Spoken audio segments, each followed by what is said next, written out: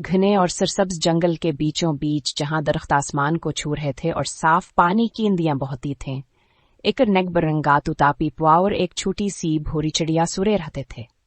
हालांकि वह एक दूसरे से बहुत मुख्तलिफ थे।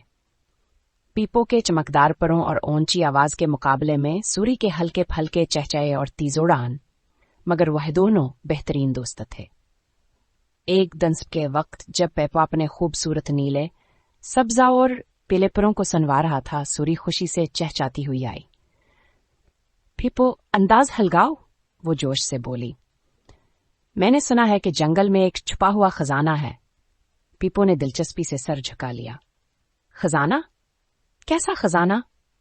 एक कदीम कीमती पत्थर जो सूरज से भी ज्यादा चमकता है, क्या? सूरी ने वजाहत की। उसकी आंखें हैरत से चमक रही थीं।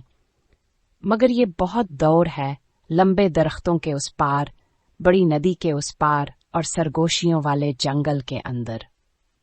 पीपो खुशी से खुलखला उठा। एक महम, मुझे महमजोई पसंद है, चलो खजाना ढूंढते हैं। और यूं बहादुर तूता और मजस्सिस चिड़िया अपने सफर पर रवाना हो गए। पीपो दरख्तों के ऊपर ऊंची उड़ान भरता रहा। उसके चमकदार परों को हर कोई दूर से देख सकता था, जबकि सूरी दरख्तों की शाखों के दरमियान तेजी से आगे पीछे उड़ती रही। पहला चिलंज लंबे दरख्तों का था, जो जंगल के कदीम तरीना व सबसे बड़े दरख्त थे। यह इतने घने थे कि सूरज की रोशनी मुश्किल से जमीन तक पहुंचती थी और उनकी शाखें आपस में उलझी हुई थीं जैसे कोई भूल भलियां। हमें यहां एहतियात से चलना होगा, पीपो ने खबरदार किया। यहां गुम होना बहुत आसान है। सूरी, जो छोटी और फिरतीली थी, आगे बढ़ गई। मेरी आवाज सुनो पीपो, मैं तुम्हें रास्ता दिखाती हूं।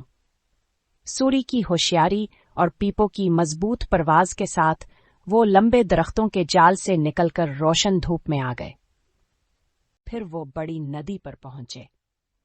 पानी शोर मचा रहा था और नदी इतनी चौड़ी थी कि एक ही बार में उड़ान भरकर पार नहीं जा सकते थे और ना ही तैर कर अबूर कर सकते थे।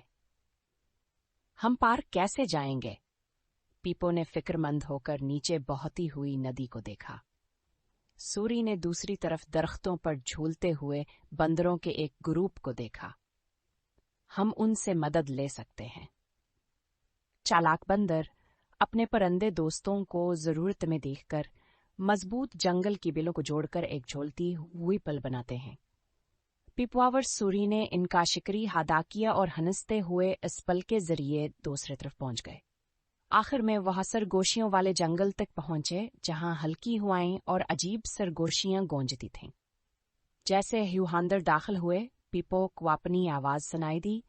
पीपो, वापस चले जाओ। सूरी, जो साथ उड़ रही थी, ने भी अपनी नाम की सरगोशी सुनी।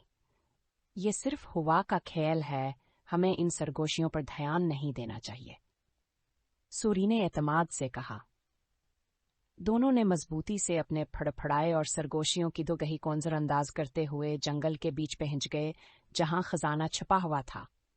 एक छोटी सी खुली जगह में सूरज की रोशनी में नरम चमक के साथ उन्होंने कदीमती पत्थर देखा। एक खूबसूरत चमकता हुआ पत्थर जो सोक सहके हर रंग में जगमगा रहा था। यहाँ से कहें ज्यादा हुसैन था जितना उन्होंने सोचा था।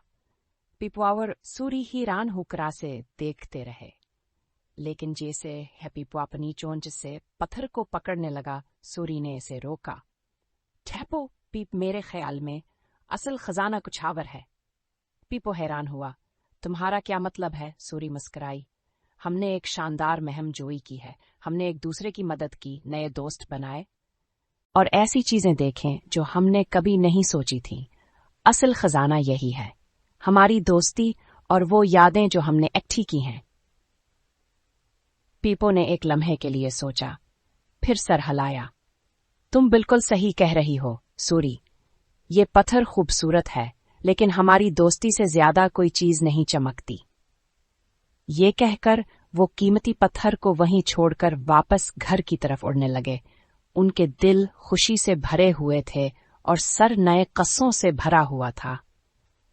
उस दिन के बाद पीपो और सूरी को पता चल गया कि सबसे बेहतरीन महमें वो होती हैं जो दोस्तों के साथ बांटी जाएं, और कोई खजाना इससे बड़ा नहीं हो सकता।